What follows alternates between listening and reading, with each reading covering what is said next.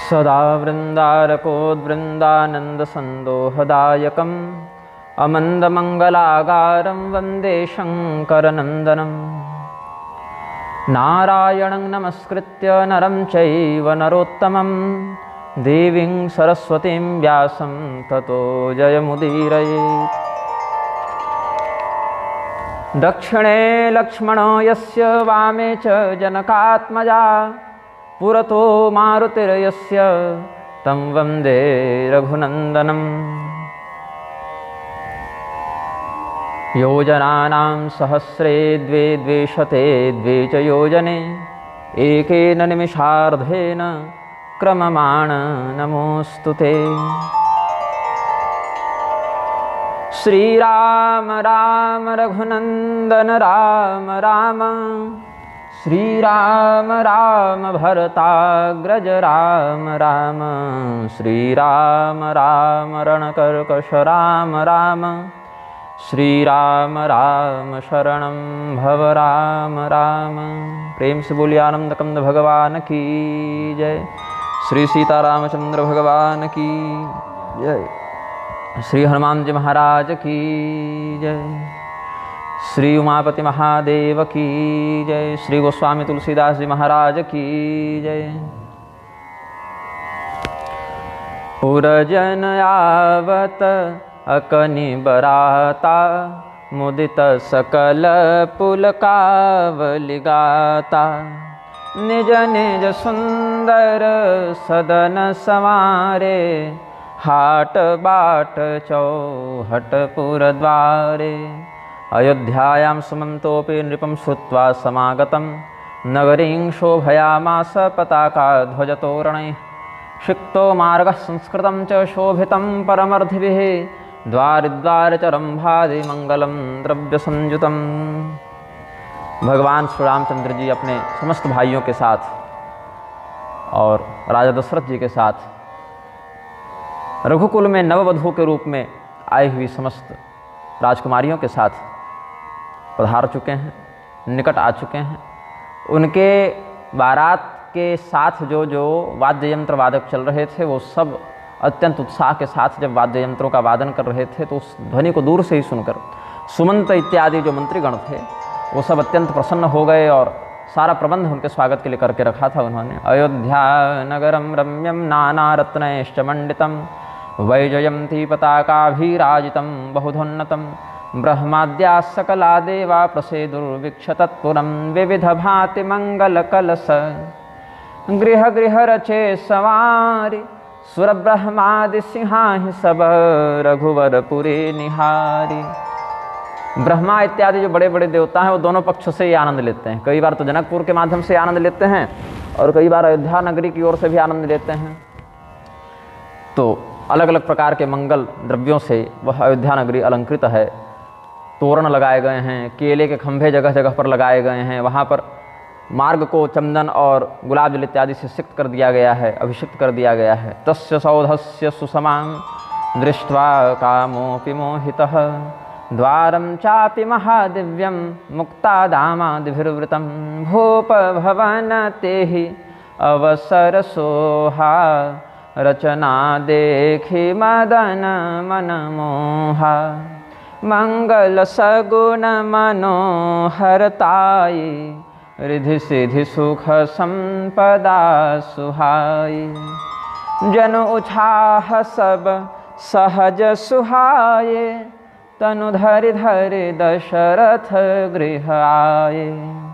जितने भी उत्साह थे, जितने भी आनंद के प्रकार हैं, मानवानंद है, गंधर्वानंद है, देवानंद है, सब प्रकार के अलग अलग आनंद जो हैं वो वहाँ पर मानो साक्षात विग्रह धारण करके आए। लौकिकानंद से लेकर ब्रह्मानंद पर्यंत जितने प्रकार के आनंद होते हैं, माहेश्वर तंत्र में इन सभी आनंदों का वर्णन है। वो सभी आनंद मानो वहाँ पर सगुण रूप धारण करके, साकार रूप धारण करके आए हैं। ब्रह्माद्या सकला देवा स्त्रियो हि कमलादयः रिद्धयः सिद्धयः सर्वा रामं द्रष्टुमिहागताः। भगवान श्री रामचंद्र जी का, भगवती सीता जी का ये नवविवाहित स्वरूप कैसा है, ये युगल दंपति कैसी छवि को प्रस्तुत कर रहे हैं। देखन हेतु राम वैदेही कहु लाल साहो न केही राजा दशरथ जी के दरबार में क्या हुआ, दरवाजे पर क्या हुआ। सभी सौभाग्यवती स्त्रियां जो अपने सौभाग्य से, अपने सौंदर्य से कामदेव और रति को भी लज्जित करती थीं, बहुत प्रकार के वेश अलंकार इत्यादि से सुसज्जित होकर मधुर स्वर में मंगल गीत गाते हुए स्वर्ण पात्र में रत्न दीपक को प्रज्वलित करके भगवान के स्वागत के लिए निकली हैं। स्वर्ण पात्रे महादिव्ये नाना रत्नैश्च पूरिते दीपम स्वर्णमयं स्थाप्य गोघृतेन समन्वितं मंगलानि प्रगायन्ते नरा नार्यस्तु भूरिशः महाराजांगणे सर्वाश्चक्रुः कौतूहलं परं कौशल्यादि राम महतारी प्रेम विवसतनु दशा विसारी कौसल्या च सुमित्रा च कैकेयी राजयोषितः दृष्ट्वा रामं तुताः सर्वानात्मानं विविदुस्तदा। अपने शरीर की क्या सुध है, क्या स्थिति है, इसको कौशल्यादि रानियां भूल गईं। इतना प्रेम हृदय में आ गया है कि समाहित नहीं हो रहा है। प्रत्येक अभिव्यक्ति जो हो रही है स्वभाव में वो प्रेमाभिव्यक्ति ही हो रही है। तो दिए दान विप्रन विपुल पूजि गणेश पुरारी प्रमुदित परम दरिद्र जनु पाई पदार्थ चारि गणनाथं समभ्यर्च्य विप्रेभ्यो दाधनं बहु चतुर्वर्ग फल प्राप्ते रकिंचन इवा बभौ। भगवान गणेश जी का पूजन किया, भगवान महादेव जी का पूजन किया, समस्त याचकों को दान दिया, ब्राह्मणों को भी दिया, और भी कोई दूसरे ब्राह्मणेतर याचक भी अगर आए तो सबको बहुत सम्मान के साथ उन्होंने यथेष्ट दान दिया है, जो जिसको चाहिए था सो दिया। और स्वयं इतने प्रसन्न हो गए, मानो जो व्यक्ति दरिद्र हो उसको अचानक से चारों पुरुषार्थ मिल जावे तो जैसा प्रसन्न होता है वैसा प्रसन्न राजा दशरथ का हृदय है, वैसा ही प्रसन्न सबों का हृदय है। मोद प्रमोद विबस सब माता चलहिन चरण शिथिल भय गाता राम दरस सहित अति अनुरागी परछनि साजु सजन सब लागी कौशल्याद्या मातरस्ता पुत्र दर्शन कांक्षया नीराजन विध्यर्थम मभुवन सज्जितास्तदा। यहाँ नीराजन विधेयर्थम वा ऐसे करेंगे।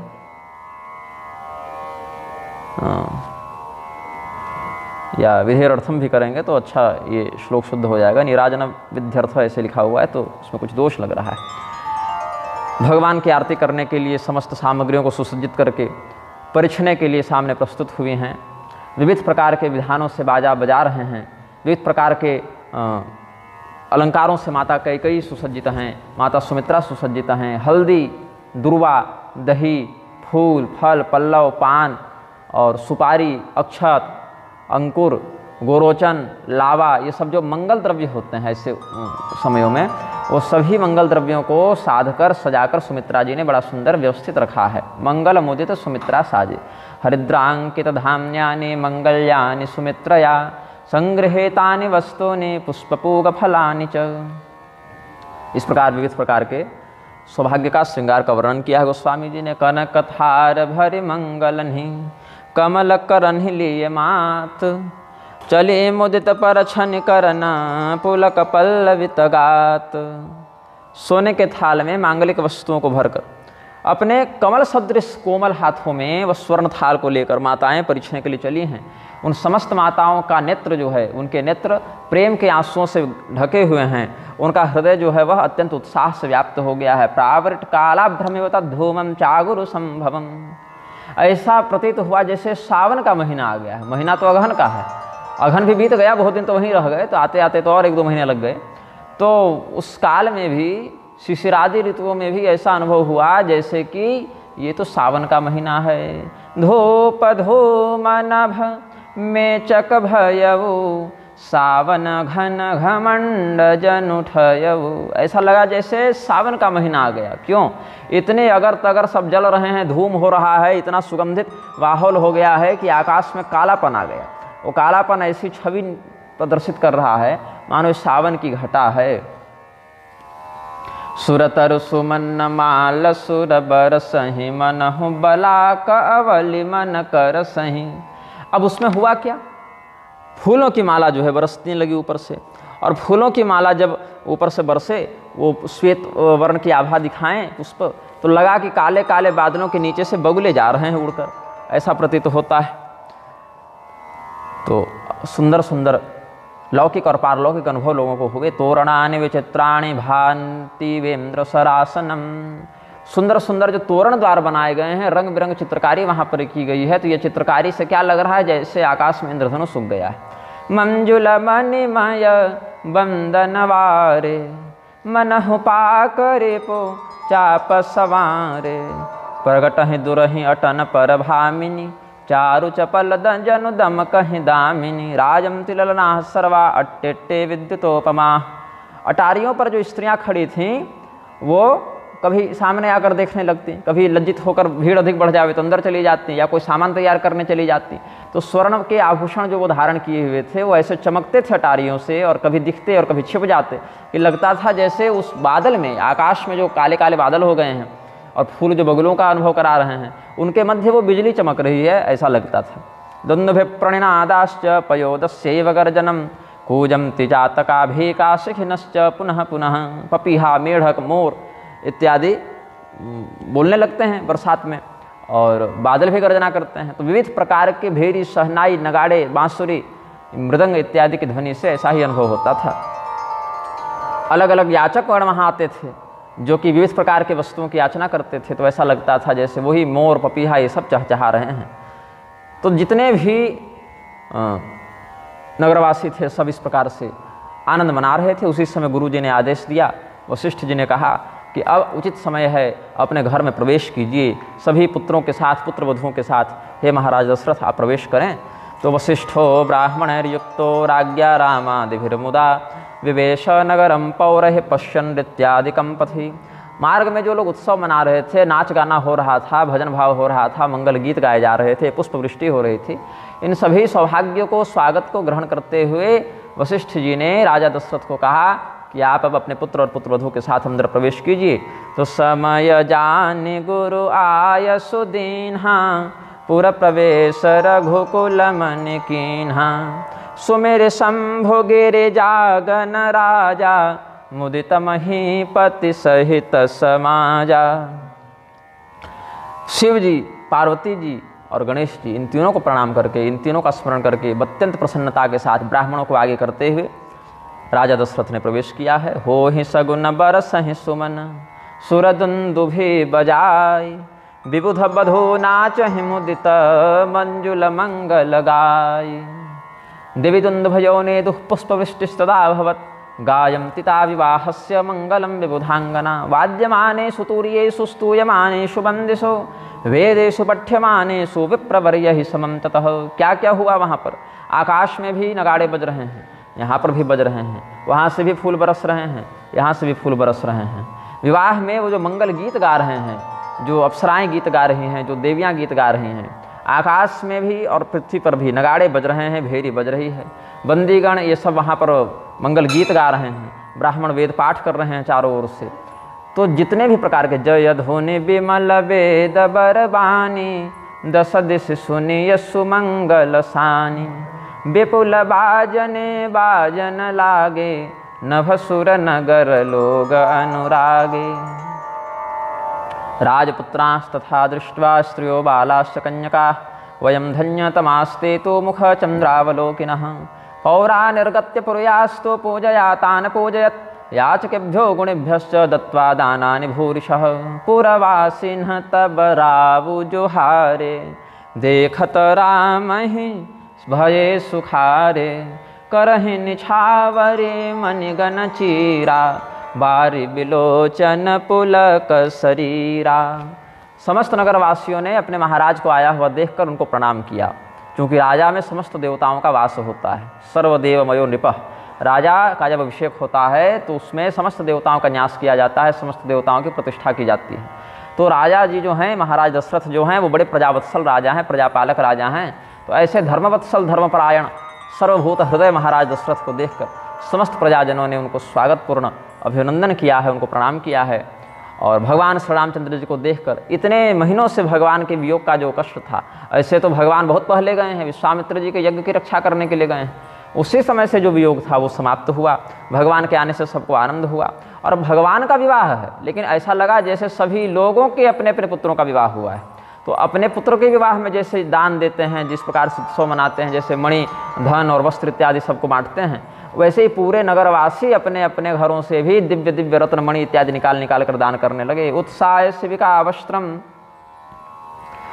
भगिनीभिस्तु जानकीम उदीक्षावधवा संयो नारियो यातः प्रसन्नता। अब जब रानियों की पालकी जाने लगी, बहुओं की पालकी जाने लगी, तो जो स्त्रियां थी वो क्या की, अब सोचे कि हम लोग तो सीधे सब अंतःपुर में जाकर देख नहीं पाएंगे, तो पालकी में जो पर्दा लगा हुआ था उसी पर्दे को थोड़ा थोड़ा खोल के और अंदर से भगवती का स्वरूप कैसा है ये देखने के लिए झांकने लगी। आरती करहि मुदित पुर नारी, भगवान जा रहे हैं, भगवान के पीछे उनकी उनकी बहुएं जा रही हैं, चारों भाई के पीछे चारों राजकुमारियाँ जा रही हैं, तो आरती कर रहे हैं लोग। आरती करने के साथ साथ जो स्त्रियां हैं वो नगर की स्त्रियां मर्यादा को रखते हुए, सभी लोग नहीं, वो सौभाग्यवती स्त्रियां कैसी बहू है, कैसी दिखती है, कैसा रूप रंग, सब ऐसे देखते हुए पर्दा को हटाकर देखती हैं। आरती करहि मुदित पुर नारी हर सहने रखे कुंवर बरचारी शिविका सुभग उहार उघारी देखि दुलहिन होहि सुखारी।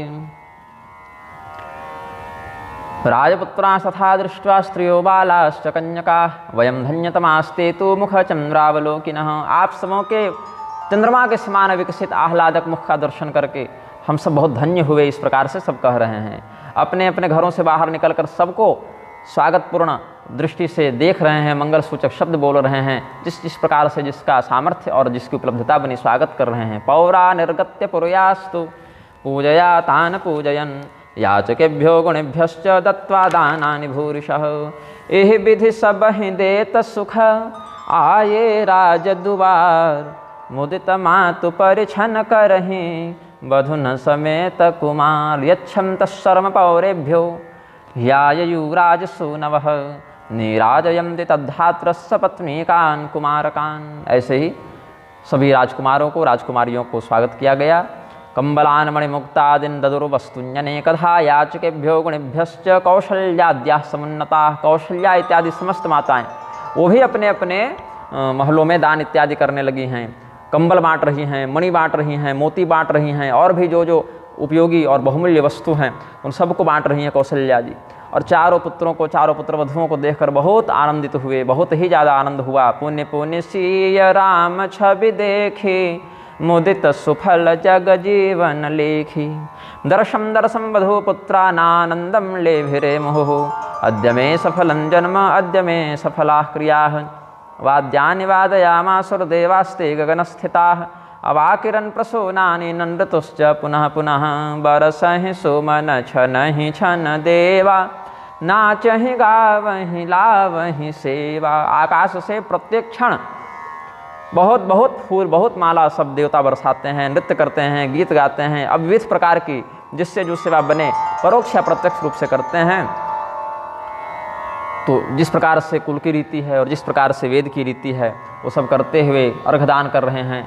उनके चरणों को किसी प्रकार कष्ट नहीं हो इसलिए मार्ग में कोमल वस्त्र बिछा देते हैं और इस प्रकार परछते हुए सबको घर में ले गए। एवं नीराजनम कृत्वा कौशल्याद्या नृपस्त्रियः उपजग्मुर्गृहं ताश्च समादाय वधूः शुभाः। निगमनीति कुलरीति करे अर्घ पावड़े देत वधुन सहित सुत परछि सब चले लेवाई निकेत।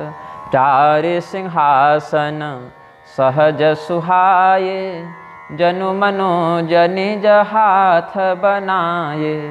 तिन्ह पर कुंवरे कुंवर बैठारे सादर पाय पुनीत पखारे।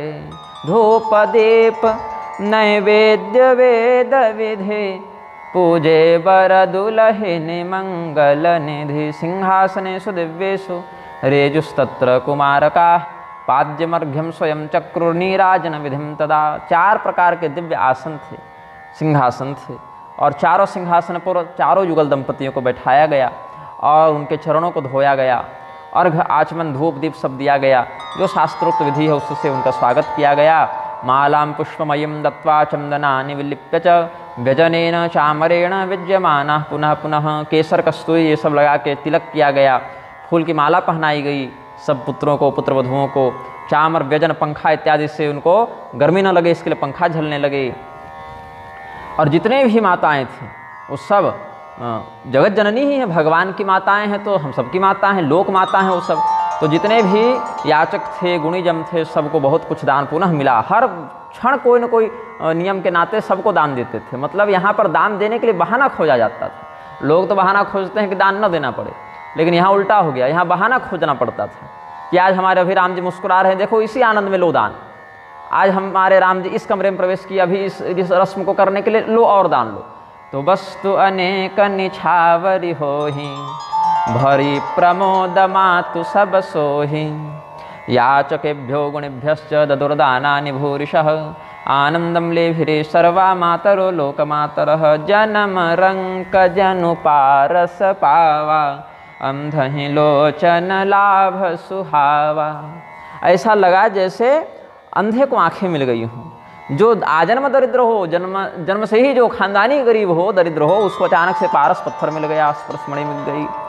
यथा मुको भवेद वक्ता युद्धे लब्ध जयो था। जैसे कोई बहुत से शत्रुओं से घिरा व्यक्ति अकेला ही समस्त शत्रुओं को पराजित करके प्रत्याशित रूप से विजयी हो जाए। जैसे कोई गूंगा व्यक्ति बहुत श्रेष्ठ वक्ता हो जावे। यस्याम धस्य क्षण प्राप्ति सुनिधर निर्धनाय था। जैसे कोई अंधा व्यक्ति अचानक से सुदृष्टि प्राप्त कर ले, कोई बहुत भीषण दरिद्रता से ग्रस्त व्यक्ति अचानक से धनवान हो जाए, तो जैसा उसको प्रसन्नता का अनुभव होता है, जैसी प्रसन्नता का अनुभव होता है, वैसे ही सबों को प्रसन्नता का अनुभव हुआ। यही सुखते शतकोटि गुणा, पावहि मातु आनंद। भाई सहित बियाहि घर, आये रघुकुल चंद। लोक रीति जननी करही, बर दुल्हिन सकुचाहि। मोदु बिनोदु बिलो की बड़, राम मन ही मुस्काहि। गुरु जी वैदिक रीति से सब निर्देश करते जा रहे हैं, माताएं लोकाचार से सब करती जा रही हैं, भगवान भी मुस्कुरा रहे हैं, दुल्हन भी मुस्कुरा रही हैं। दुल्हन के सौंदर्य का, शील का जब वर्णन किया जाता है, प्रशंसा की जाती है, तो ये सब संकोच से माथा झुकाकर मुस्कुराने लगती हैं। ये सब देख के भगवान को भी बड़ा आनंद होता है, भगवान भी मुस्कुराते हैं। ले भिरे परमानंद ममतः पुरवरांगना, आगतो भ्रातृभीषार्धम विवाह्य रघुनंदन। फिर जितने भी देवता थे, पितृगण थे, सबका विधिवत पूजन किया गया और सबको यह धन्यवाद दिया गया कि हमारे मन में जो भी इच्छा थी, हमारा जो भी अभिलाष था, वह सब पूर्ण हो गया। और फिर यह वरदान पुनः मांगते हैं कि हर प्रकार से हमारे ये चारों पुत्र और चारों बहुएं सकुशल रहें। तो देव पितर पूजे विधिनी की, पूजी सकल वासना जी की। सब ही बंदे मांगहि वरदाना, भाईन सहित राम कल्याणा। भाईन सहित राम कल्याणा। देवतायतनाम्यासु सर्वास्ताः प्रत्यपूजयन्, अभिवाद्याभिवाद्यांश्च सर्वा राजसुतास्तदा। क्या कहते हैं? चिरंजीवी हो जाओ, सब लोग चिरंजीवी हो जाओ। इस प्रकार से भगवान का सब लोग मंगलगान करने लगे, मंगल कामना करने लगे। चिरंजीवी भवेद्येन तथा वै क्रियताम शुभम। ऐसा ही कार्य करो कि सभी भाई, सभी बहुएं चिरंजीवी रहें। उसी प्रकार से सभी पूजन इत्यादि को संपादित किया जाए। तथा भवत वाक्यम ते प्रत्युचुश्च सुरेश्वरा।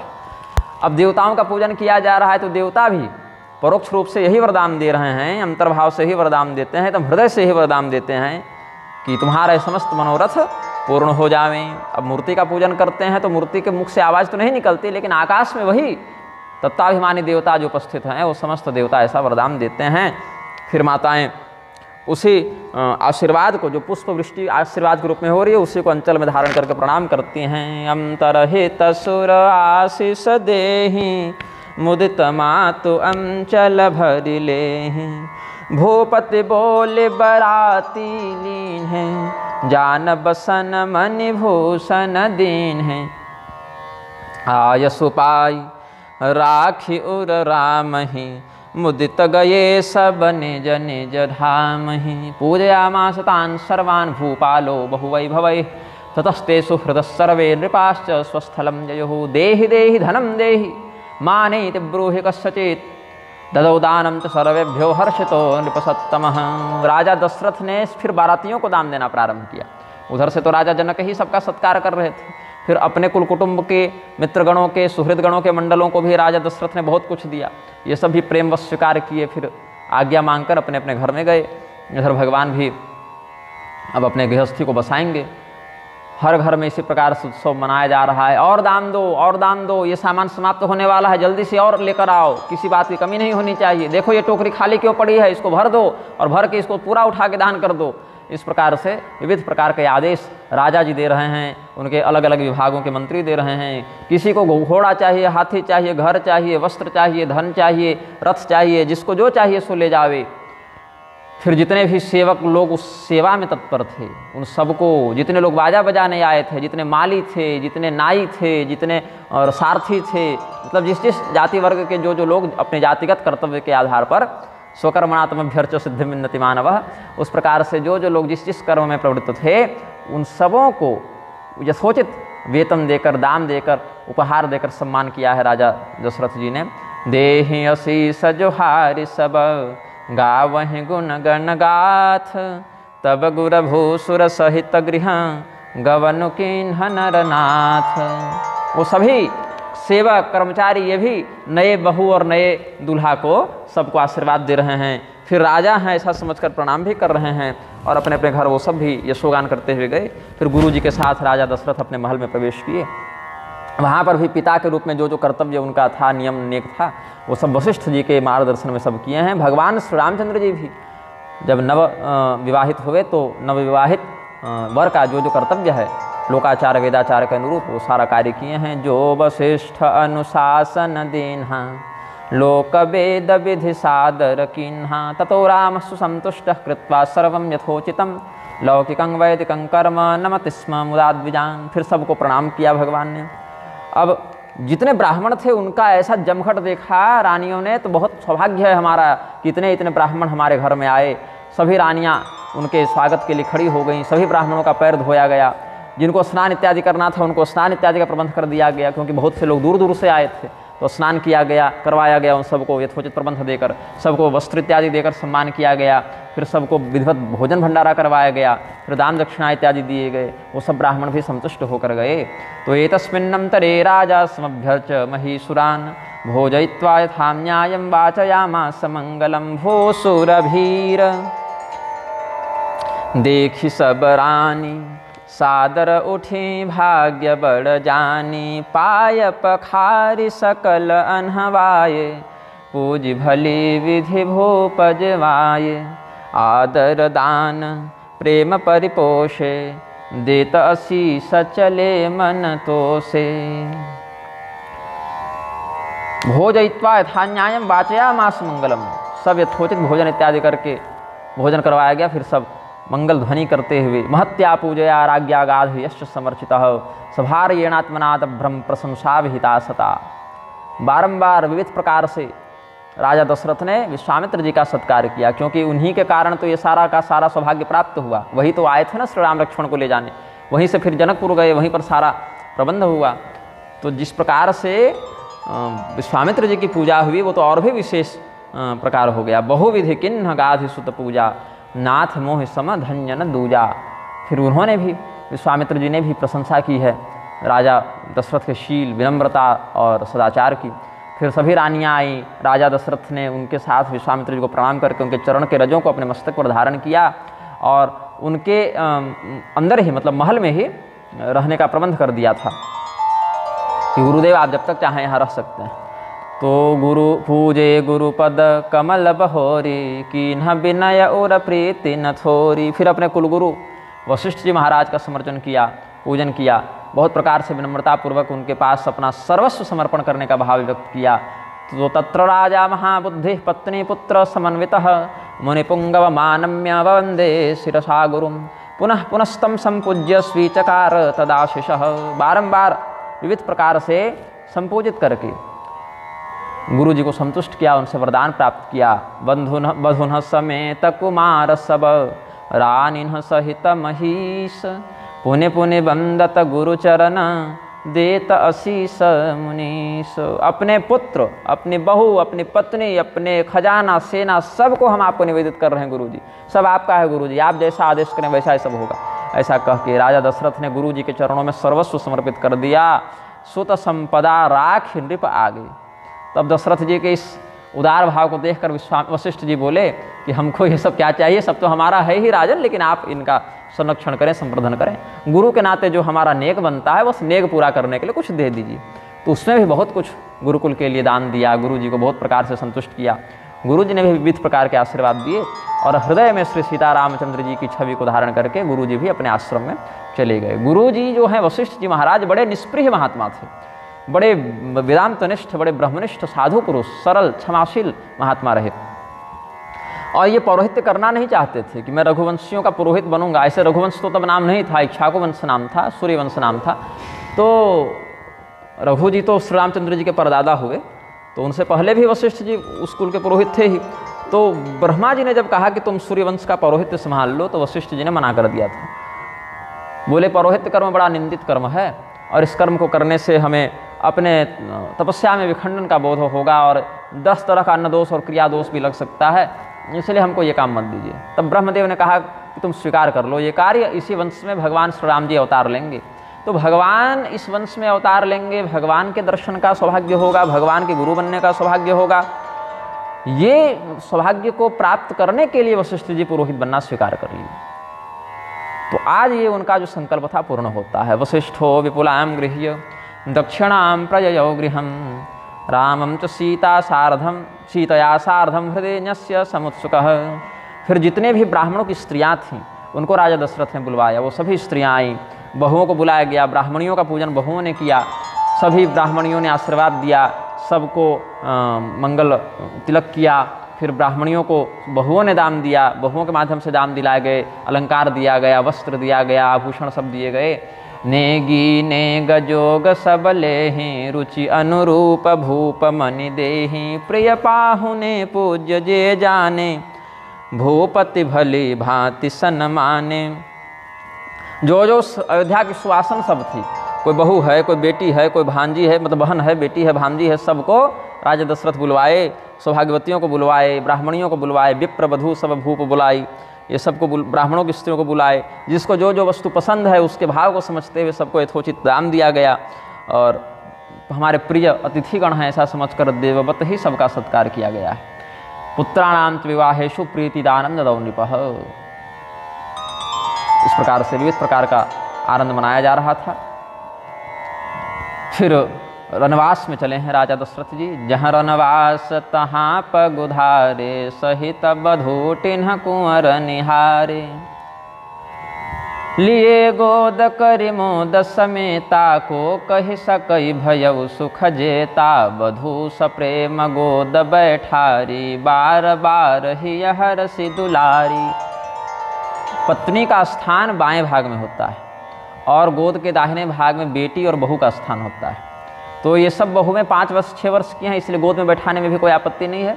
इसीलिए राजा दशरथ ने प्रेम पूर्वक उन सभी बेटा और बहुओं को अपनी गोद में ही बैठा लिया और खूब दुलारने लगे। तो जो हैं बहू जो हैं वो दाहिनी गोद में बैठती हैं और बाएं गोद में जो बाएं तरफ राम जी को बैठा लिया, क्योंकि बाएं भाग पत्नी का होता है, इसलिए बेटी को दाहिनी ओर बैठाते हैं। तो आलिंग्य सुदृढ़ राजा नेत्राभ्याम वासमुत्सृजन लाड़यते स्म ताः प्रेमणा तदानीं न ममौ सुखम। तो जो सुख है वो कितना है इसका कोई परिमाण नहीं है। बहुत रोने लगे राजा दशरथ, दोनों बेटा बहू को अखबार लिए और खूब रोने लगे। इससे पूरा रनिवास आनंदित हुआ, क्योंकि भाई इधर व्यस्त थे, नेक जोग में व्यस्त थे, दान दक्षिणा में व्यस्त थे, भर अखबार सबको प्रेम करने का अवसर मिला नहीं था। तो फिर रानियों ने पूछा, अच्छा बताइए वहाँ मिथिला वाले कैसे हैं, क्या क्या हुआ वहाँ पर, हमारे समधी साहब कैसे हैं, समधन लोग कैसी हैं, आप तो सबसे मिल कर आए हैं। राजा दशरथ बोले सब एक ग्रेड हैं, कोई दिक्कत नहीं है। उस वहाँ पर जो सत्कार और स्वागत हुआ कौशल्या सो क्या कहें, वो तो हमारे ससुराल में भी हमारा नहीं हुआ था।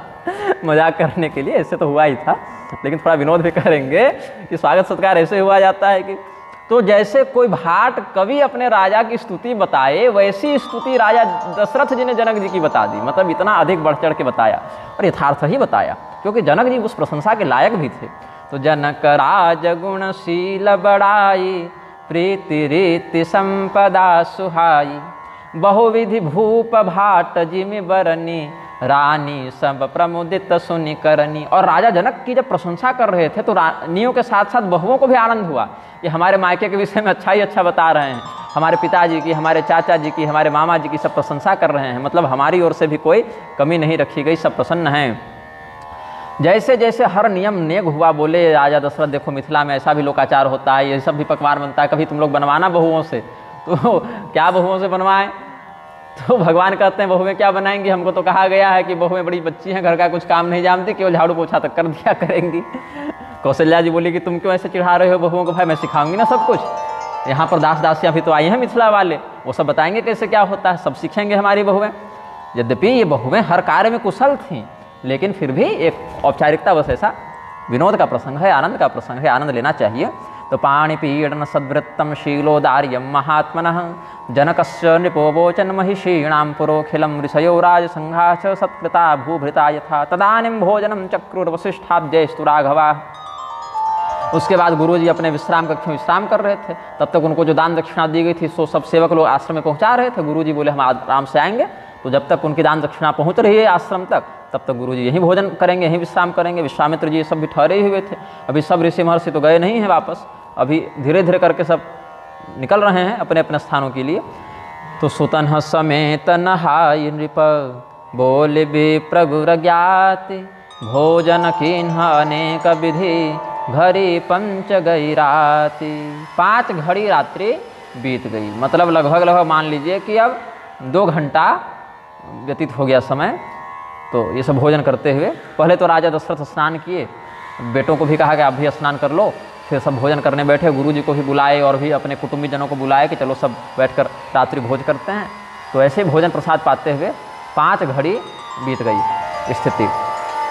तो मंगलानि प्रगायन्ते वरा नार्यस्तु भूरिशः हर्षेण महता युक्तास्ताम रात्रिमौसम सुखम। सत्योपाख्यान का पहला श्लोक है, दूसरा वाल्मीकि जी कहते हैं हर्षेण महता युक्तास्ताम रात्रिमौसम सुखम। हर्ष से बहुत अधिक हर्ष इत्यादि से व्याप्त होते हुए मंगल गान करहि बर भामिनी भय सुख मूल मनोहर जामिनी।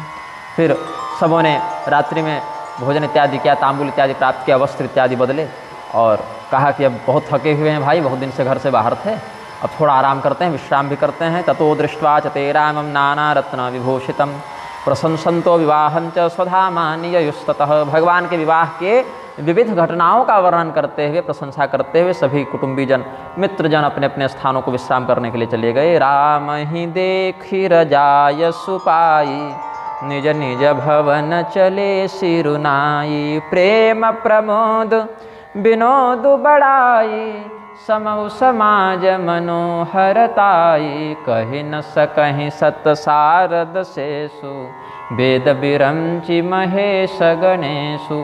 सो मैं कहम कवन विधि बरनी भूमि नागु सिर धरई की धरनी। जिस प्रकार से केचुआ जो है वो अपने आकृति से सांप के समान दिखता है, लेकिन दिखने मात्र से वो शेषनाग के समान पृथ्वी को धारण करने में समर्थ हो जाए, ऐसी बात नहीं। तो जो प्रेम, जो सम्मान, जो उत्साह देवी सरस्वती और शेषनाग जैसे कवि कोविद कुछ विशारद जन भी संपूर्णता से न कर सकें, उसको हम जैसे कविगण क्या कहेंगे, ऐसा गोस्वामी जी भाव व्यक्त करते हैं। गोस्वामी जी के ही अनुरूप अन्य याज्ञवल्क्यादि भी भाव व्यक्त करते हैं। प्रापयद्धर हर्षपूरम ही सहस्रास्यो न विज्ञहम् अलम वक्तुम न शक्नोमि राघवो वहनोद्भवम्। अच्छा, ये भी आनंद रामायण बड़ा सुंदर कहते हैं। किम चातकस्त्रिसार्तश्च समुद्रम शोषयिष्यति। चातक बहुत प्यासा हो जाए, पपीहा बहुत प्यासा हो जाए तो क्या पूरा समुद्र सोख लेगा। उसी प्रकार से हम बहुत ही ज़्यादा भगवान की कथा का वर्णन करने का अगर भाव भी बना ले तो क्या संपूर्णता से वर्णन कर पाएंगे। तो राजा दशरथ फिर सोने से पहले, अब बच्चे तो चले गए सोने के लिए और सभी बहुएं भी विश्राम करने के लिए चली गईं, तब राजा दशरथ ने अपनी अपनी रनवास से अपनी पत्नियों को बुलाया। और अब सास ससुर बन गए ना ये लोग, तो सास ससुर का भी बड़ा कर्तव्य होता है, बड़ी जिम्मेदारी होती है। बहू कई बार अगर अच्छी भी हो और सास ससुर अपेक्षित प्रेम और सम्मान न दें तो धीरे धीरे वो बहू भी उनके प्रति वैमनस्य का भाव रखने लग जाती है। अपनी ओर से प्रयास करती भी होगी बहू कि मैं प्रेम से व्यवहार करूं, सम्मान से करूं। और कई बार सास और ससुर ही कुछ ऐसी गड़बड़ व्यवस्था बना देते होंगे कि इनका मन भी खिन्न हो जाता है। या कई बार सास ससुर ही प्रेम करना चाहते हों, बहुत सम्मान और बहुत वात्सल्य से रखना चाहते हों, और बहू लोग ही बहुत ज़्यादा त्रिया चरित्र वाली हो गई, तो उससे सास ससुर का मन भी खटास से भर जाता है। तो इसीलिए कहते हैं बहुएं भी बच्ची हैं, दूसरे घर से आई हैं, यहाँ रहने का अभ्यास नहीं है, तो अपने नेत्रों और पलकों में जैसा संबंध है वैसा ही संबंध सास बहू में रखना। जैसे पलक जो हैं वो नेत्रों को बड़ा सुरक्षित रखते हैं, कोई भी संकट आए तो पलक तुरंत नेत्रों को ढक लेती है, वैसे ही पलक तुम लोग बन जाओ और बहुओं को नेत्र बना लो। तो यदि चेत अपराधम ही चरेयुर्बालिका इमा हृदय न तो मंतव्यम रक्षणी या प्रयत्नतः। ये सब जो हमारी बहुएं हैं बहुत अच्छे घर से आई हैं, हाँ बच्ची हैं तो बहुत सी बातें नहीं भी जानते हैं, क्योंकि बहुत सी बातें व्यक्ति जीवन में अनुभव से सीखता है, उम्र से सीखता है। या बहुत मतलब 25-30 साल में भी जिस कन्या का विवाह हुआ हो दीर्घ अवस्था में भी, वो भी ससुराल जाने के बाद बहुत से नए अनुभवों से युक्त होती है।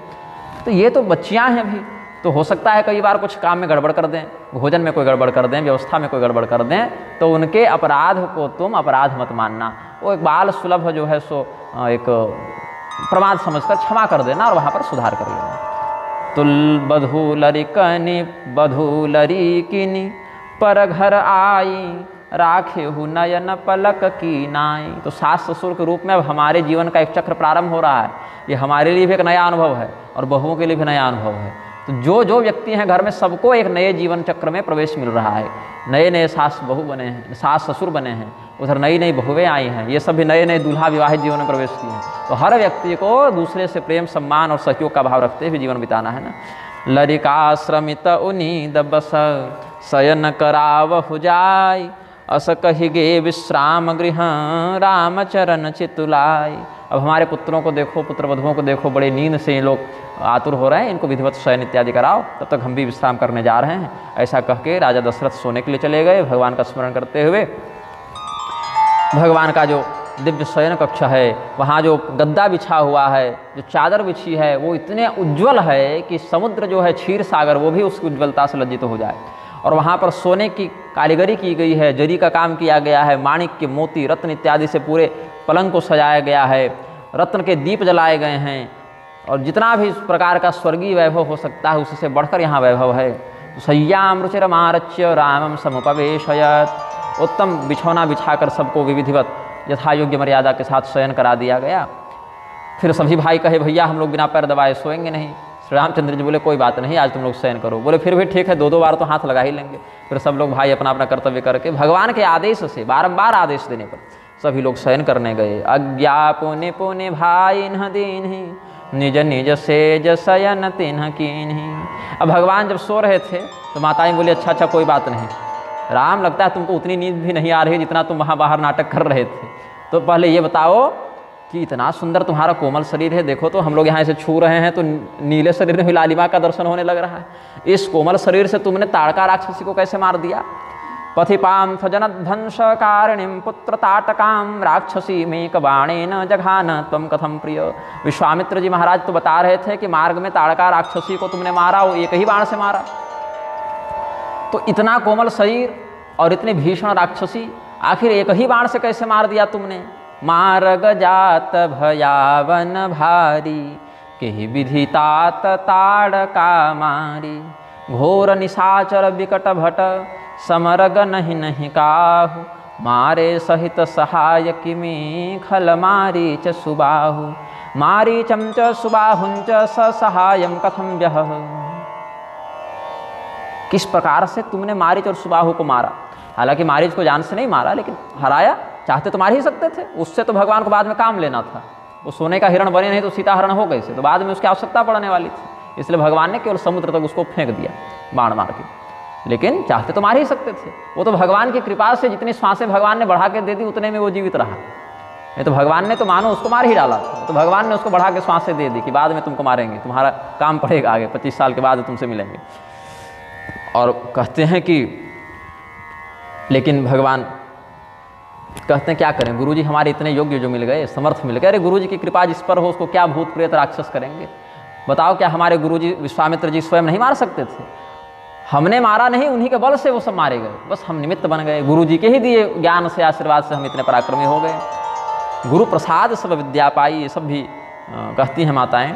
मख रखवारी करे दुह भाई, गुरु प्रसाद सब विद्या पाई। सर्व विद्यास्त्वयाप्याथ शुभौ राम लक्ष्मणों। यहाँ पर भी एक वर्ण कम पड़ रहा है। रक्षाम कौशिक यज्ञस्य चक्रतु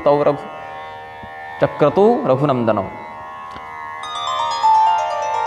इच्छा शुभौ के बाद जो तव है उसको नीचे वाली पंक्ति में, दूसरे चरण का तव है उसको चतुर्थ चरण में लिख दिया, इसलिए ऊपर एक कम हो गया, नीचे एक बढ़ गया। सर्व विद्यास्त्वयाप्याथ शुभौ तव राम लक्ष्मणौ रक्षाम कौशिक यज्ञ से चक्रतु रघुनंदनौ। वही हम देखें कि जब तकार है तो चक्रतु तव होना चाहिए, तो यहाँ दीर्घ कर दिया रकार के कारण। पाणिनि जी को धन्यवाद। मुनितियतरी लगत पगधूरी, कीरति रही भुवन भरी पूरी। हमने यह भी सुना है कि राजा जनक के जो पुरोहित जी हैं शतानंद जी, उनकी माता अहल्या जी अपने पति गौतम जी के शाप के वशीभूत होकर जड़ हो गई थी, शिला हो गई थी, और तुमने चरण रजों का स्पर्श करा दिया, उससे उनका उद्धार हो गया। तो ये बातें भी हम लोग सुन चुके हैं पहले ही, क्योंकि कीर्ति ऐसी फैली कि सभी लोग इस दिव्य घटना को प्रसन्नतापूर्वक प्रसारित करते रहते थे। तत्पादपान सुसंस्पृष्टा ततार मुनिगेहिनी, कीर्तिस्ते प्रसृता लोके चतुर्दिक्षु महत्यतः। फिर बताओ। कमठ पीठ पविकूट कठोरा, नृप समाज महशिव धनु तोरा। विश्व विजय जसु जानकी पाई, आये भवन ब्याहि सब भाई। सकल अमानुष कर्म तुम्हारे, केवल कौशिक कृपा सुधारे। राज्ञाम सहस्रे सदसी धनुर्भंगस्त्वयाकृत हो। हजारों हजार पराक्रमी राजा जिस सभा में हों, वहाँ जो काम वो न कर सके, कुर्म भगवान की पीठ के समान जो कठोर और बड़े बड़े पर्वतों के समान जो भारी है, वज्र के समान जो कठोर है, पवि कहते हैं वज्र को, तो पविकूट कठोरा, जो अपनी कठोरता से, अपने गौरव से पर्वत, कूर्म और वज्र की तुल्यता को प्राप्त कर जावे, ऐसे शिवधनुष को तुमने कैसे तोड़ा? वो भी ऐसा शिवधनुष जिसको बड़े बड़े पराक्रमी रावण, बाणासुर इत्यादि भी न तोड़ सके। इस प्रकार तो बिना लड़े ही तुमने केवल धनुष भंग की प्रतियोगिता के माध्यम से विश्व पर विजय प्राप्त कर ली, क्योंकि ऐसा पराक्रम दिखाया है जो विश्व में कोई नहीं दिखा सके। और जानकी जी से विवाह किया, और अकेले विवाह नहीं हुआ, उनकी बहनों से अपने भाइयों का विवाह हो गया, जबकि ऐसी कोई योजना पहले थी भी नहीं। वो तो भगवान का विवाह होता देखकर सबों के मन में आया कि इधर भी 4 राजकुमारी, उधर भी 4 राजकुमार, तो लगे हाँ तो सबका विवाह करवा दिया जाए। तो एक मंगल के संपादित होते होते वह मंगल 4 गुना अधिक बढ़ गया। तो जितने भी प्रकार के कर्म हैं वो सब ऐसे कर्म हैं जिसको मनुष्य नहीं कर सकता। भगवान ने जितने यहाँ पर कर्म किए, चाहे ताड़का वध हो, चाहे अहिल्या उद्धार हो, चाहे धनुष भंग हो, चाहे परशुराम जी का ही गर्भमोचन हो, ये सब जो भी है, कोई भी काम कोई सामान्य मनुष्य नहीं कर सकता, लेकिन तुमने कर लिया। तो भगवान सोचे कि लगता है हमको असामान्य बताने वाली है। बोले नहीं, केवल कौशिक कृपा सुधारे। इसमें अहंकार की बात नहीं बालक राम जी, ये तो सब गुरु विश्वामित्र जी की कृपा है कि वो जहाँ जहाँ तुम्हारे साथ रहे, देखो तुम्हारा कोई काम नहीं बिगड़ा, सारा काम आसानी से गुरु जी की कृपा से हो गया। कौशिकानुग्रहादेव चरित्रैश्चाप्य मानुषैः। अब देखो इतने दिनों से तुम्हारा दर्शन नहीं हो रहा था राम। कौशल्या माता कहती हैं कि हे राम, इतने महीनों से तुम घर से बाहर थे, हम तुम्हारी याद में कितने बेचैन रहते थे, दिन रात कब तुम आओगे, किस क्षण तुम्हारा दर्शन हो जाए, इसी आशा में हम एक एक पल पल गिन गिन कर काटते थे। तो लेकिन आज तुम्हारा यह मुख चंद्रमा के समान प्रफुल्लित मुखमंडल देखकर हमारा जन्म सफल हुआ, हमारी तपस्या सफल हुई, हमारा जो जीवन तुम्हें देखे बिना बीता हो उसको ब्रह्मा जी अपने पोथी में ना लिखें, मतलब वो आयु हमको वापस कर दें। मतलब तुम्हारे बिना जो हमको जीवन बिताना पड़ा, तुम्हारे अदर्शन से जो हमारे दिन कटे, वो दिन हमें कभी प्राप्त ही न हो। अर्थात एक और भाव है कि पुनः तुम्हारा आदर्शन कभी हमें प्राप्त न हो। इस प्रकार से जे दिन गए तुम ही बिनु देखे, ते विरंचि जनु पारहि लेखे। ताम चंद्र वदनम दृष्टवाद्य में सफलम तपः, आज सफल जग जन्म हमारा, देख तात विधु बदन तुम्हारा। फिर माता जी के ऐसे वचनों को सुनकर सभी माताओं का सम्मान किया है श्री रामचंद्र जी ने। शिव जी का स्मरण किया, गुरु जी का स्मरण किया और शयन किया। राम प्रतोषी मातु सब, कही बिनीत बर बैन, सुमिर शंभु गुर विप्रपद किए नीद बस नैन विनम्र वचसा मातृष्टोषयामास राघवः गुरुं गिरीशं ध्यात्वा च निद्रामुपगतो हि सः नीदहु बदन सोह सुठिलोना मनहु साझ सरसीरुह सोना घर घर करहि जागरण नारी देहि परस पर मंगलगारी। भगवान जब सो रहे हैं तो श्याम सुंदर मुखड़ा ऐसा लग रहा है, नील कमल के किनारे किनारे भी लालिमा का कुछ अनुभव कर लेते हैं। केकी कंठाभ नीलम, गोस्वामी जी लिखे हैं आगे मंगलाचरण में, भगवान का स्वरूप कैसा है, मोर के गर्दन में जो नीलिमा होती है उसमें कुछ हरापन भी होता है, हरिताभ नीलिमा होती है और चमकता है वो, वैसे भगवान का जो है सो स्वरूप दिखता है। तो मोर जब गर्दन ऐसे से करेगा तो उसके नीलिमा और हरितिमा दोनों के मध्य कुछ लालिमा भी दिखती है। नीले और हरे को मिलाकर थोड़ा सा लालिमा का भी प्रदर्शन कुछ कम समय के लिए होता है और प्रकाश पड़े तो चमकता है। तो वैसे ही भगवान तो ऐसे ही प्रकाशवान है, ऊपर से मणि इत्यादि से युक्त उनका महल है। तो भगवान जब करवट बदलें या थोड़ा गर्दन ऐसे करें तो उसी प्रकार की चमक उनके शरीर में विलक्षणता से प्रदर्शित होती है। और ऐसा भी लगता है जैसे शाम और प्रातः काल के समय क्षितिज पर सूर्योदय या सूर्यास्त के समय कुछ विशेष लालिमा दिखती है सूर्य के किरणों के परावर्तन से, तो वह लालिमा भी भगवान के श्री विग्रह में ऐसी प्रतीत हो रही है जैसे ये संध्या काल का सूर्य हो, अरुणोदय काल का सूर्य हो, ऐसे भी कह सकते हैं।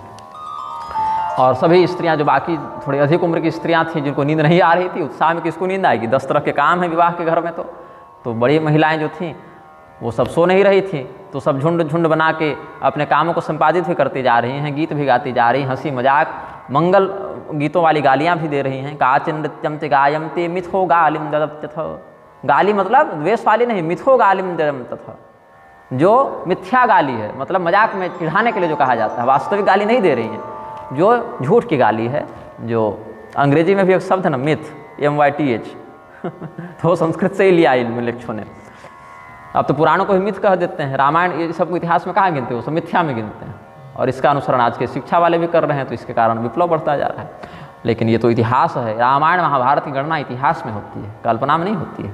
अयोध्येयम पुरी रम्या नाना वृक्षैश्च शोभिता प्रवृत्ता रजनी शुक्ला क्षणदा सर्वदेहिनाम। ये जो अयोध्या की नगरी है, ये रात्रि में भी प्राणियों को कष्ट नहीं दे रही है। रात्रि को क्या होता है, प्राणीगण कोई काम नहीं करना चाहते, सब सो जाना चाहते हैं, थके होते हैं या डरते आते हैं रात्रि के अंधकार से। लेकिन अयोध्या नगरी की रात्रि भी सुखावहा रात्रि है, मतलब दुख नहीं दे रही है किसी को। ये रात्रि भी रमणीय रात्रि है। कोई कोई रात बड़ी सुहानी लगती है, जब हृदय में उत्साह हो, आनंद हो, भय का संचार न हो, तो रातें भी अच्छी लगने लगती हैं। तो वैसे ही ये रात्रि भी सुहावनी रात्रि है। फिर बहुओं को सुलाने के लिए सासू माँ गई हैं, वह नई घर से दूसरे घर से आई हैं, नई बहू हैं। नए स्थान पर तो ऐसे भी बड़े लोगों को नींद न लगे, छोटी छोटी बच्चियां हैं, किसी से पानी भी मांगना है तो पूछना पड़ेगा, प्यास लग रही है कोई पानी ला के दो। ऐसे तो दास दासियां हैं, सास का भी अपना मातृवत कर्तव्य है ना। तो बहुओं के पास गई और अपने हृदय से लगा के, जैसे कोई सर्प अपनी बहुमूल्य मणि को अपने से दूर नहीं कर सकता, अपने अंदर छिपा कर रखता है, वैसे अखबार करके सभी बहुओं को रानियाँ सोई हैं, एकदम जैसे कोई सर्प मणि को एकदम छिपा के बहुमूल्य है ऐसा समझकर। फनी कन्ह जनु सिर मणि उरगोई। फिर प्रातःकाल भगवान मुर्गे की बांग से उठे हैं। ऐसे तो भगवान के स्वागत के लिए, सत्कार के लिए राजोचित मर्यादा के अनुरूप बंदीजन गीत गाने लगते थे, जय जयकार होने लगती थी, ये सब राजाओं के पास होता था। लेकिन फिर भी यहाँ अरुण चूर बर बोलन लागे। अरुण शिखा मुर्गे को कहते हैं, लाल लाल कलगी रहती है ना माथे पर, उसकी ध्वनि होने लगी। भगवान देखे प्रातः काल हो गया है, उठ गए।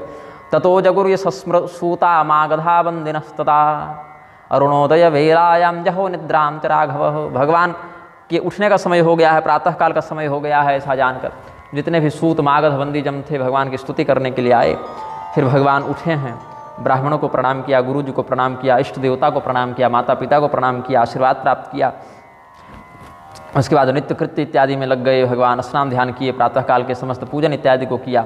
फिर चारों भाई मिलकर राजा दशरथ के पास प्रस्तुत होते हैं कि इन्ह शौच सब सहज सुचि सरित पुनीत नहाय प्रात क्रिया करिता तपहि आये चारि भाई उत्थाय चाहनिकम कृत्वा जगाम पितुरम तिके नित्यम यत्रा करोत् स्नानम निर्मले सरयू जले। सरयू जी के जल में स्नान किया है। भगवत कृपा से शीघ्र ही हमें भी ऐसा सौभाग्य मिलने वाला है सही स्नान का। भूप बिलो के लिए उरलाए, बैठे हर सिर जाय सुपाई।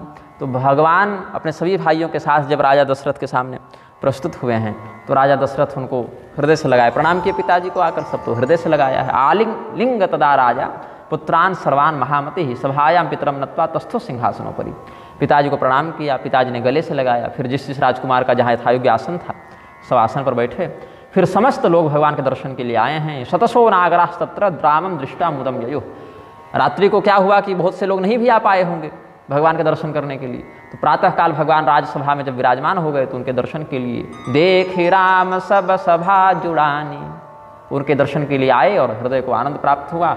लोचन लाभ अवधि अनुमानी। तब तक कुछ देर में गुरु वशिष्ठ भी आए सभा में अपने कृत्य से निवृत्त होकर, विश्वामित्र जी भी आए, उनके साथ और भी अन्य ऋषि महर्षि आए। तो पुण्य वशिष्ठ मुनि कौशिक आए, सुभग आसन मुनि बैठाए, सुतन समेत पूज्य पद लागे, निरखि राम दुब गुरु अनुरागे। दोनों गुरुजनों को, वशिष्ठ जी को और विश्वामित्र जी को, बहुत उत्तम सत्कार के साथ रामचंद्र जी ने सुपूजित किया, आसन पर बैठाया। राजा दशरथ ने भी उनका अभिवादन यथोचित रूप से किया। गुरुम पुनः प्रपूज्याथ बंधुभिः परिवेष्टितः, प्रार्थितश्च मुहुपत्न्या ब्राह्मण ही परिवारितः। फिर ब्राह्मणों को बुलाकर प्रणाम किया, सौभाग्यवती स्त्रियों का पूजन किया। फिर कुछ कथा पुराण इत्यादि सुनाने के लिए वशिष्ठ जी से प्रार्थना किया। तो प्रातःकाल ही वशिष्ठ जी ने भगवत चर्चा संबंधी कुछ कथा पुराण इत्यादि कहे, इतिहास धर्म शास्त्र आदि की बात कहे। कहि वशिष्ठ धर्म इतिहासा, सुनहि महीप सहित निवासा, गुरोर मुखाच्च पौराणिम कथाम सुश्राव शस्त्रिय। अब यहाँ गुरु जी थोड़ा सा आनंद लेने की मुद्रा में आए। वो ऐसी कथा कहने लगे जहाँ वशिष्ठ जी और विश्वामित्र जी का ही चरित्र था, कि ये वशिष्ठ जी बता रहे हैं कि ये विश्वामित्र जी पहले कुशिक वंश में उत्पन्न राजा थे, ये हमारे आश्रम में आए थे, हमारी गाय से इनको बड़ा लगाव हो गया, क्योंकि गाय साक्षात कामधेनु थी हमारी, नंदिनी गाय थी, ऐसे उसी कामधेनु के वंश में है, मतलब वहीं के समान दिव्य स्वभाव है इनका, जो मांगो सो दे देती थी। तो ये गाय ले जाना चाहते थे, हम गाय नहीं दे रहे थे। बाद में युद्ध हो गया, युद्ध में ये पराजित हो गए हमसे। नंदिनी गाय के भी द्वारा जो वृक्षों की रचना की गई उनसे ये पराजित हो गए। फिर ये तपस्या करने लगे, और ऋचिक मुनि जो इनके बहनोई थे, इनके जन्म से पहले ही बहनोई बन चुके थे ऋचिक मुनि, उन्होंने ही मंत्र से अभिमंत्रित करके, ब्राह्मण के मंत्रों से अभिमंत्रित करके जो चरु दिया था सास को खाने, सास को तो नहीं दिया था, दिया पत्नी को था, वो सास खा गई थी, ये कथा प्रसिद्ध है। वो व्यतिक्रम हो गया, ब्रह्मक्षत्र व्यतिक्रम हो गया, तो क्षत्रियत्व का गुण आ गया परशुराम जी में, जमदग्नि जी के माध्यम से जो ऋचिक के पोता हो गए, और उधर ब्राह्मण का गुण आ गया विश्वामित्र जी ने में। उसी गुण को निखारा इन्होंने तपस्या करके, हजारों हजार वर्षों तक कठोर तपस्या किए, फिर ब्रह्मदेव वरदान दिए, फिर हम लोगों ने भी अनुमोदन किया, तब ये पूर्ण ब्राह्मणत्व से युक्त हो गए। बीज के रूप में जो ब्राह्मणत्व था वो विकसित हो गया इनका। तो ऐसा विश्वामित्र जी का दिव्य चरित्र, उनका महात्म्य ये सब बताए। गाधीय चरितम दिव्यम वशिष्ठो विस्तरा दधात, वामदेवो मुमुदे सत्यम सत्यम वदन मुनि। तो वामदेव इत्यादि महर्षि थे, बोले बहुत सही बोल रहे हैं आप, बिल्कुल ऐसा ही हुआ था, हम सब लोग इस बात के प्रमाण हैं, सत्य बोल रहे हैं आप, ऐसे ही ये विश्वामित्र जी की कीर्ति है। तो सबको बहुत आनंद हुआ। अधिक आनंद तो राम और लक्ष्मण जी को हुआ कि गुरु जी किसके हैं, हमारे ही गुरु जी हैं ना विश्वामित्र जी, ऐसा कह के बड़े आनंदित हुए। सुनियानंद भयउ सब काहू, राम लखन उर अधिक उछाहू, सर्वे मुदिरे राम लक्ष्मणावधिकम तदा। फिर कंकण मोक्ष इत्यादि की प्रक्रिया हुई। सुदिन शोधिकल कंकन छोरे, मंगल मोद विनोदन थोरे, शुभे मुहूर्ते शुभ कंकणम च विमोचयामास तथा विधिज्ञ। ये सब नित्य नवीन लोकाचार कुलाचार वेदाचार हो रहे हैं। फिर विश्वामित्र जी बोले कि अब हम चलना चाहते हैं, अब हमारे आश्रम में भी बहुत कुछ कार्य बचा हुआ है, बहुत दिनों से हम भी आश्रम से बाहर हैं, 5-6 महीने हो गए, अब हमको भी आश्रम जाना चाहिए। तो गाधिपुत्रस्तदा भूप मनुज्ञां याचते स्मतम, उदस्थात् प्रणतो राजा पत्नी पुत्र समन्वितः। अपनी पत्नी और अपने पुत्र से युक्त होकर, कौशल्यादि रानियों से युक्त होकर और श्री राम आदि पुत्रों से युक्त होकर राजा दशरथ ने थोड़ा सा अनुनय इत्यादि जब करने लगते थे राजा जी, तो रुक जाते थे विश्वामित्र जी। जो हाल जनक जी राजा दशरथ के साथ किए, वही राजा दशरथ विश्वामित्र जी के साथ कर रहे हैं, जाने ही नहीं दे रहे हैं। तो विश्वामित्र चलन नित चहि, राम स्नेह विनय बस रही। लेकिन एक दिन जब देखे कि अब अधिक रोकना भी अमर्यादित हो जाएगा, तो ठीक है आप अपनी इच्छा के अनुसार जाने के लिए स्वतंत्र हैं गुरु जी। लेकिन एक बात स्मरण कीजिएगा कि आप के ही हम सब हैं। ये राज्य मेरा नहीं आपका है, ये धन मेरा नहीं आपका है, हमारा परिवार हमारा नहीं आपका है। नाथ सकल संपदा तुम्हारी, मैं सेवक समेत सुतनारी। तो इसीलिए हमारे बालकों पर, हमारी बहुओं पर सदैव कृपा बनाए रखिएगा महाराज। आते जाते रहिएगा, दर्शन देते रहिएगा। करब सदा लरि कन्ह पर छोहु, दर्शन देत रहब मुनि मोहु। ऐसे कह के राजा दशरथ उनके चरणों में लौट गए। रानियां भी प्रणाम करने लगी, सब बेटा बहू सब प्रणाम करने लगे। तो बहुत प्रकार से उनके अभिवर्धन का मंगलाशीर्वाद देते हुए विश्वामित्र जी फिर अपने आश्रम की ओर बढ़े हैं। कुछ दूर तक राजा दशरथ भी पहुँचाने के लिए गए हैं, फिर वापस लौट गए। राम रूप भूपति भगति, ब्याह उछाह आनंद, जात सराहत मन ही मन, मुदित गाधि कुल चंद। महाराज गाधी के कुल में चंद्रमा के समान जिनकी शोभा विद्यमान है, जिनकी उज्ज्वल कीर्ति विद्यमान है, ऐसे विश्वामित्र जी महाराज भगवान श्री रामचंद्र जी के शील का वर्णन करते हुए, राजा दशरथ जी के भक्ति भाव का वर्णन करते हुए, विवाह में जितने प्रकार के उत्सव हुए उन घटनाओं का वर्णन करते हुए, उसी प्रकार का भजन भाव प्रस्तुत करते हुए अपने देवरात इत्यादि शिष्यों से युक्त होकर वापस चले हैं। फिर वामदेव रघुकुल गुर ज्ञानी, बहुरि गाधि सुत कथा बखानी, सुनि मुनि सुजस मन ही मन रावु, बरनत आपन पुण्य प्रभाव। विश्वामित्र जी का संबंध तो इस सूर्यवंश के राजाओं से बहुत पहले से है, भगीरथ जी के पहले से भी है विश्वामित्र जी का संबंध, क्योंकि भगीरथ के बहुत पीढ़ी पहले हुए थे हरिश्चंद्र जी महाराज। हरिश्चंद्र जी महाराज की परीक्षा विश्वामित्र जी लिए हैं ना। सत्य की परीक्षा कौन लेने आए थे? विश्वामित्र ही लेने आए थे। और हरिश्चंद्र जी के पिता त्रिशंकु से बड़ा स्नेह करते थे विश्वामित्र जी। उनका नाम था सत्यव्रत। त्रिशंकु तो बाद में नाम पड़ा ना, जब लटक गए तब नाम पड़ा। ऐसे उनका नाम था सत्यव्रत, अरुण जी के पुत्र थे। तो विश्वामित्र जी के बड़े भक्त थे वो। और गुरु वशिष्ठ उनको कह दिए थे कि तुम चांडाल हो जाओगे, शाप भी दे दिए थे ना, और गुरुपुत्र भी शाप दे दिए थे। तो विश्वामित्र जी ही फिर उनको अपने तपोबल से स्वर्ग भेजते हैं सशरीर, और इंद्र उधर से कहते हैं नहीं आओ। तो बीच में ही कह दिए कि आप जहाँ लटके हैं वहीं रह जाइए, वहीं पर आपको समस्त स्वर्गीय सुख मिलेंगे, आपको दूसरे स्वर्ग के समान सुख वहीं मिलता रहेगा। तो ये सब सूर्यवंशी राजाओं के साथ इनका संबंध बहुत पुराना था। राम जी के अवतार से लगभग 25, 30, 40 पीढ़ी पहले से विश्वामित्र जी का संबंध इन लोगों से रहा है। तो ऐसे महर्षि विश्वामित्र का दिव्य चरित्र वामदेव मुनि ने विस्तार से बताया जब विश्वामित्र जी चले गए, क्योंकि मुँह के सामने कितनी बढ़ाई करेंगे। तो थोड़ा बहुत तो वशिष्ठ जी बता चुके थे। फिर और इनका प्रताप, इनका प्रभाव, इनकी दिव्यता कि ये तो दूसरे सृष्टि करने में समर्थ हैं, तब न एक नया स्वर्ग बनाने चले और इंद्र डर गए। तो ऐसा इनका प्रताप है।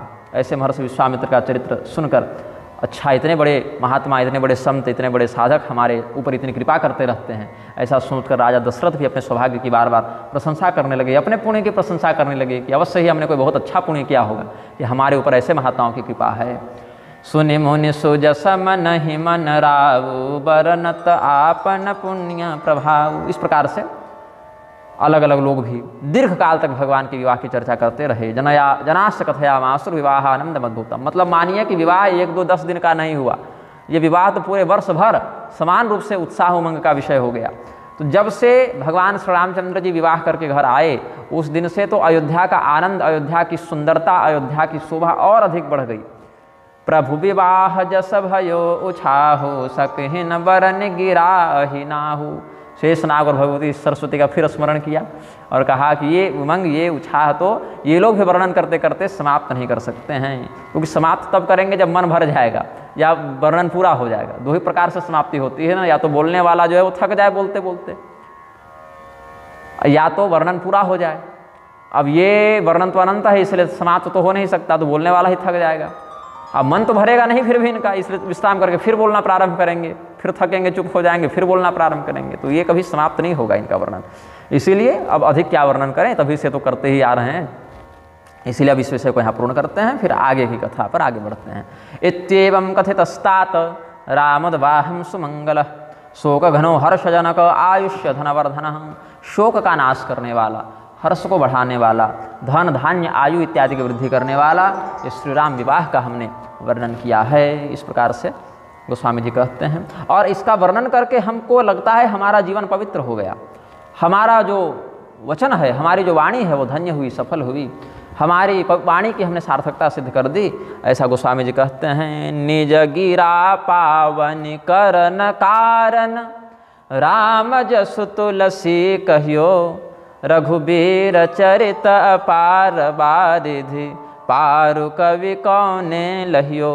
उपबीत ब्याह उछाह मंगलु, सुनि जे सादर गावहीं, वैदेही राम प्रसाद ते जन, सर्वदा सुख पावहीं। भगवान का जन्मोत्सव, भगवान का यज्ञोपवीत, भगवान का विवाहोत्सव, ये सब हमने बालकांड में इस प्रकार से वर्णित किया है। और अगर कहो कि इतना ही क्यों कहा, और कहते, तो भाई ऐसी बात है कि और कहने का तो अवसर प्राप्त नहीं हो पाएगा, क्योंकि बाकी कथाएं भी हैं, और इसलिए जितना आवश्यक था उतना हमने कह दिया, ऐसा गोस्वामी जी कहते हैं। और जो लोग इस प्रकार के मंगलोत्सव का हर्षपूर्वक गान करेंगे, स्मरण करेंगे, श्री सीताराम जी की कृपा से वो सदैव सुखी रहेंगे। शृणुयादवा सुचिर भूत्वा श्रीराम चरितम शुभम, सिद्ध्यन्ति सर्वकार्याणि सत्यम सत्यम न संशय। श्री रघुबीर विवाहु, जे स प्रेम गावहि सुनहि, तिन कह सदा उछाहु, मंगलायतन राम जस। प्रेम से बोलिए आनंद कंद भगवान की। इस प्रकार से बालकांड की कथा इस श्रृंखला के 42वें भाग में अंततः पूर्ण हुई। बालकांड 361 दोहा है बालकांड।